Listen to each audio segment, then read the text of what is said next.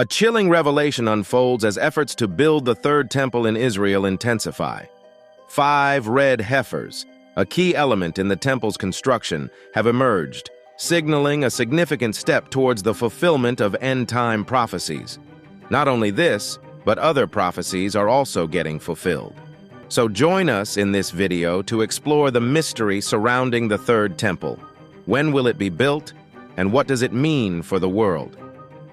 In the year 1969, a startling event unfolded when an Australian Christian tourist named Dennis Michael Rohan set fire to the AQSA mosque, causing significant damage to one of the holiest sites in Islam.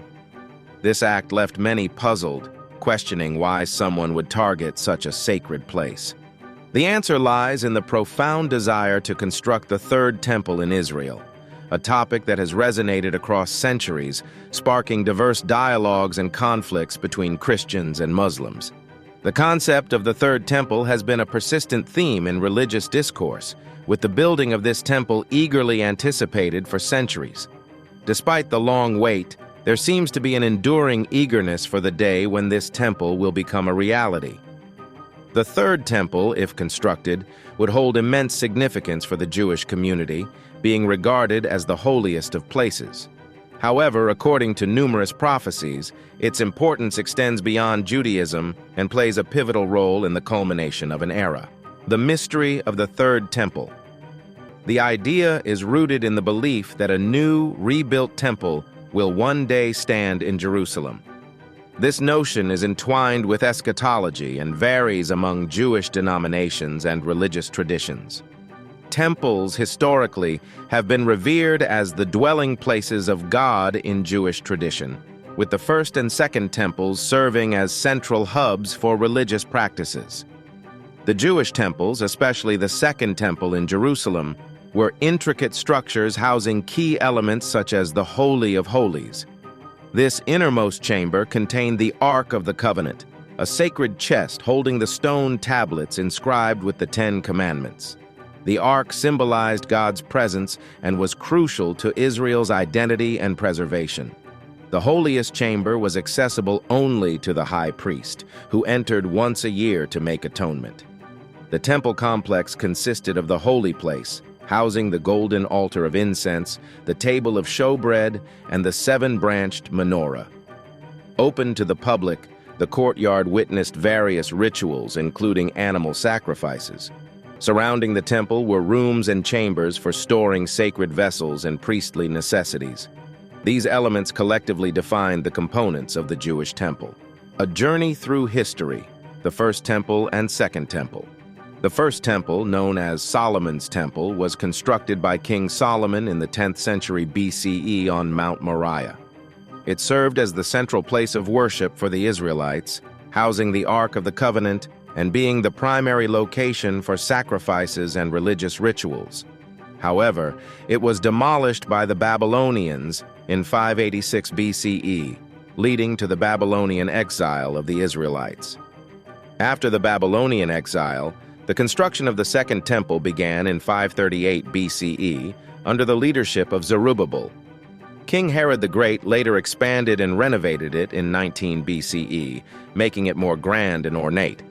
This renovated temple, sometimes referred to as Herod's Temple, continued to be a focal point for Jewish worship until its destruction by the Romans in 70 CE during the First Jewish-Roman War. The destruction of the first and second temples significantly impacted Jewish history, leading to the Jewish diaspora. The absence of a temple in Israel has created a palpable void, emphasizing the non-negotiable importance of a temple in the region. Despite the destruction and historical upheavals, the desire to build the third temple remains steadfast. Why are things proving difficult in rebuilding the third temple? The saga of the first and second temples involves a multitude of events. Each time a temple was destroyed, something swiftly replaced it. Notably, the fate of Jerusalem mirrored the fate of its temples. For instance, after the Roman conquest in 70 CE and the Second Temple's destruction, the Romans renamed the city Aelia Capitolina and established a Roman colony there. It took time for Jerusalem to return to normal. Jerusalem, however, underwent transformations after each conquest. Following the Second Temple's destruction, a new religion and building emerged on the Temple Mount. This religion is Islam, now one of the largest in the world. The Temple Mount holds significance not only for Jews but also for Muslims, particularly due to an event in Islam known as the Night Journey. The Temple Mount in Jerusalem, post-Second Temple destruction, became the third holiest site in Islam. Two monumental structures, the Al-Aqsa Mosque and the Dome of the Rock, were erected on the Temple Mount. The Al-Aqsa Mosque, constructed in the 7th century CE, underwent multiple renovations. Characterized by Islamic architectural elegance, it is one of Islam's holiest sites and is often referred to as the farthest mosque. The Night Journey, known as Isra and Miraj in Islam, is a significant event in Islamic tradition. It is believed to have occurred to Prophet Muhammad during a single night. The journey consisted of two parts, Isra and Miraj. Isra took place in Mecca, where the angel Gabriel transported Muhammad to the Al-Aqsa Mosque in Jerusalem. There, Muhammad led a congregation of previous prophets and offered prayers. Following Isra, Prophet Muhammad experienced the Miraj, an ascension into the heavens. This miraculous journey involved encounters with various prophets and culminated in a direct encounter with God in the highest heaven. The night journey serves as a testament to Muhammad's prophethood and emphasizes the profound spiritual connection between the divine and the prophet. It also underscores the importance of prayer in Islam. Scientists' discoveries at Al-Aqsa Mosque. While the Dome of the Rock and the Al-Aqsa Mosque are integral to Jerusalem's religious and historical identity, a dispute arises over their location. Many Jews claim that these structures sit on the foundation of their previous temples. Muslims, however, argue against this claim, viewing it as an attempt to eliminate evidence of the last Jewish temples. The contention over the Temple Mount's historical layers has fueled tensions. Recently, scientists have entered the arena, unearthing intriguing discoveries. Despite opposition from some factions within Islam, Jewish archaeologists have successfully conducted excavations in certain areas of the Temple Mount, revealing compelling evidence of the previous temples. The discoveries made by these archaeologists shed light on the historical layers of Jerusalem's sacred site. During the discovery, there arrived the red heifers, fulfilling a prophecy for the Third Temple. 5 special red heifers, crucial for purity rituals, have arrived in Israel from Texas.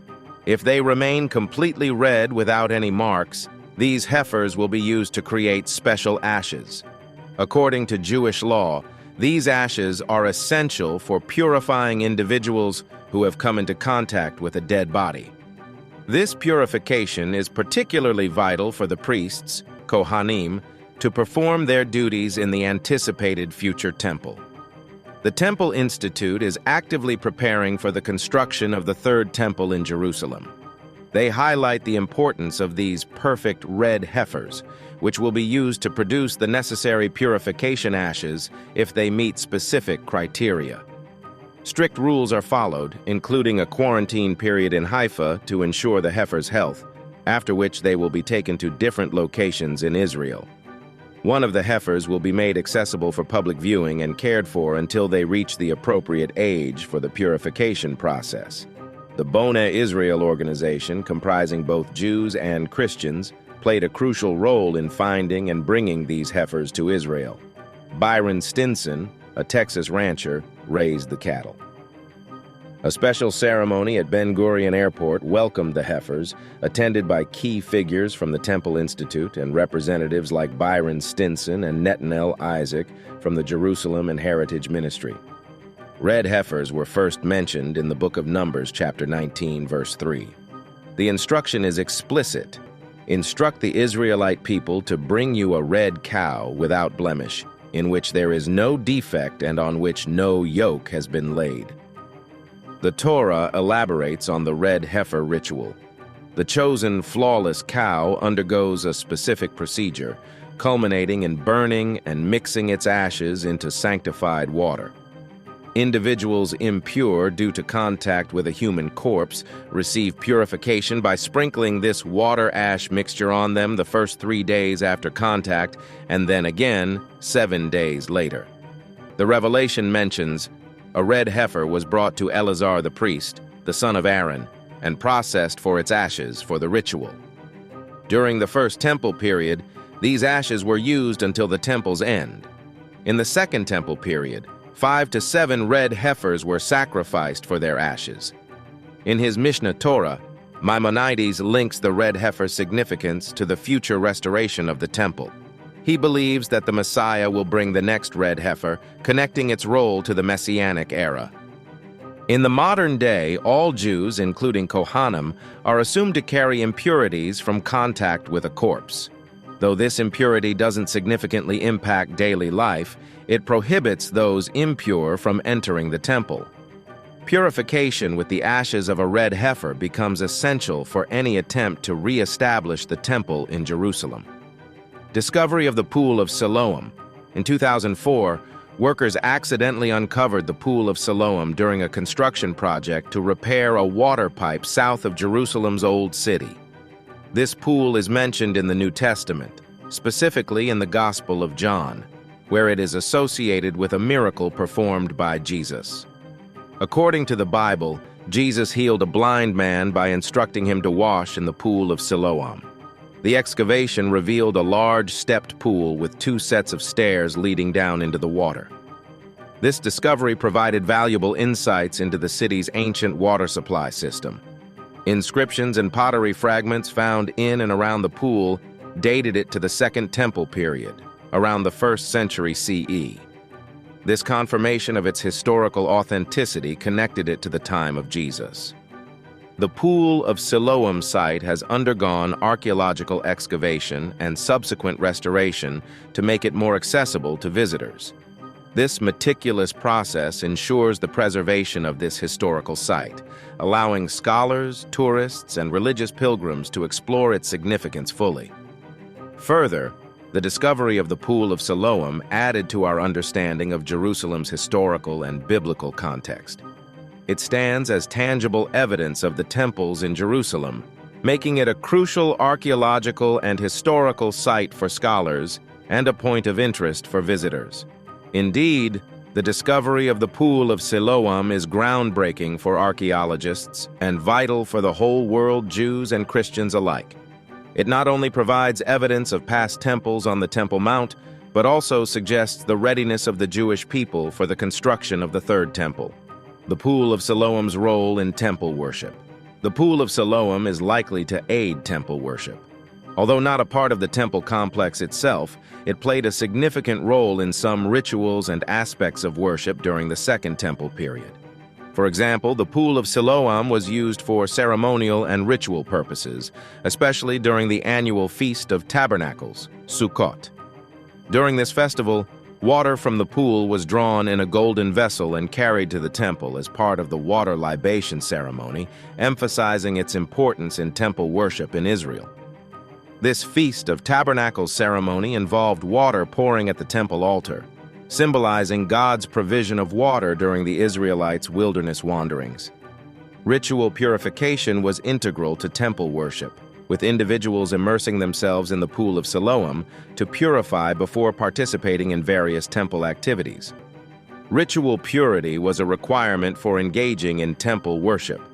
Further, the pool served as a source of water for the city of Jerusalem, vital for daily life and various ritual and practical needs, including those related to temple worship. Its significance extended beyond religious practices, playing a crucial role in the practical aspects of life in Jerusalem during the Second Temple period. While the Pool of Siloam is not frequently mentioned in the Hebrew Bible, its association with the biblical account of the miracle performed by Jesus in the New Testament adds to its significance for Christian traditions. This association links the pool to a key event in Christian beliefs, enhancing its cultural and religious importance. With the discovery recently, the water libation ceremony took place. On 12th of October, a gathering took place to perform a water libation ceremony reminiscent of the old temple practices. Led by Kohanim, priests in special attire, and accompanied by Levites playing musical instruments, the ceremony retraced paths from Shahar Hashpot in the Old City to Shiloh, also known as Siloam Springs, mirroring ancient temple traditions. The crowd chanted and danced during the parade, with silver trumpets played at each stop. Supervised by important rabbis, the group carried a golden jug filled with water from the Shiloh pool. Returning to the mountain's summit, they recreated a model altar and tools resembling the old temple, adorned with big leafy branches in the ancient temple tradition. The ceremony concluded with the rare priestly blessing and the Hakel ceremony, occurring once every 7 years. Even though the Torah does not mention the water ceremony, it's part of what Moses taught orally. Considered a joyous occasion, this tradition, lasting 15 hours in the old temple, concluded with continued celebrations through the night. People from all over the world came to take part in the Sukkot celebrations, making it a day of worship for everyone. In the last 6 days of the Sukkot holiday, they performed a water ceremony and poured wine during the morning service. Priests filled a flask with spring water, traveling from the temple to the Shiloh spring, pouring wine and water into special holes in the stone altar. This ritual is a continuation of ancient practices during the Sukkot holiday. Now, what do prophecies say about the third temple? According to Jewish tradition, the building of the third temple is essential not only for physical reasons, but more importantly, for spiritual reasons. The Jews believe that they cannot fully attain Shekinah if the third temple is not built. Shekinah in Jewish theology represents the divine presence or dwelling of God, signifying God's immanence and divine glory. In Judaism, Shekinah is vital in spirituality and worship, symbolizing God's presence among His people. Various rituals and practices in Jewish traditions are designed to invite or experience the Shekinah's presence during prayer or worship, highlighting its importance in the spiritual life of Judaism. The spiritual reasons for building the third temple outweigh all else for the Jews. According to prophecy, the third temple is not merely for immediate worship demands but holds profound spiritual significance. And most recently, some foxes arrived, fulfilling yet another prophecy. In the book of Lamentations, prophet Jeremiah foretold the temple's destruction. In chapter 5, verse 18, Mount Zion's desolation is described, where foxes roam freely, indicating emptiness. Recently, a fox sighting on the Temple Mount during a fast day sparked interest and circulated on social media. As in Micah 3:12, Uriah's words suggest, "Zion shall be plowed as a field, Jerusalem shall become rubble, and the Temple Mount as the high places of a forest, where foxes are found," seemed fulfilled with the fox sighting on Tisha B'Av. Recently, and some years earlier, foxes have been spotted near the Temple Mount, echoing ancient prophecies. In 2019, Rabbi Shmuel Rabinovitz remarked on Tisha B'Av, "It was impossible not to cry at the sight of the fulfillment of the prophecy of foxes walked in it." The presence of foxes recalls Rabbi Akiva's consolation after the temple's destruction. The return to the Promised Land and temple reconstruction were foretold by Hebrew prophets. Despite skeptics, scriptures reveal God's plan for Israel's return, Isaiah 41:9. For centuries, Jewish prayers at the Western Wall sought the temple's rebirth, priestly blessings, and repentance. Preparations for the Third Temple are actively underway through organizations like the Temple Institute. The Holy Temple, a dwelling for God's presence, departed with the destruction of the Second Temple. Rabbi Maimonides emphasized its dual purpose, revealing God's presence and facilitating sacrifices. Contrary to belief, biblical prophecy foretells the return of prescribed sacrifices in a future temple. Despite the destruction in AD 70, Ezekiel foresees Shekinah's return to the Temple Mount. Essential Jewish rituals, impossible without the temple, are anticipated to resume, including prescribed sacrifices. How is all this connected with the Messiah? According to Jewish beliefs, the Messiah would only come after the Third Temple is built, and specific events within it must occur before the Messiah's arrival. In Judaism, the Messiah, or Mashiach in Hebrew, is envisioned as a future anointed leader from the lineage of King David.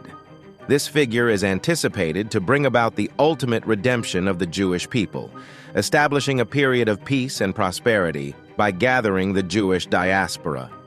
Similarly, Christians anticipate the Messiah's return, referring to Jesus Christ's second coming. In the books of Matthew 24:15 and Mark 13:14, Jesus speaks of the abomination of desolation in the context of end times prophecies. He warns of a future event where an abomination stands in the holy place, advising people to flee from Judea upon witnessing it. This event signifies impending destruction and judgment. The interpretation of the abomination of desolation and its connection to the Third Temple sparks theological debates. While some view it as a past event involving the desecration of the Second Temple by Antiochus IV, others foresee its future fulfillment tied to the construction and desecration of the Third Temple. This differing interpretation fuels discussions about apocalyptic events preceding the Messiah's coming. The Third Temple's construction and subsequent desecration are believed to trigger apocalyptic events before the Messiah's arrival.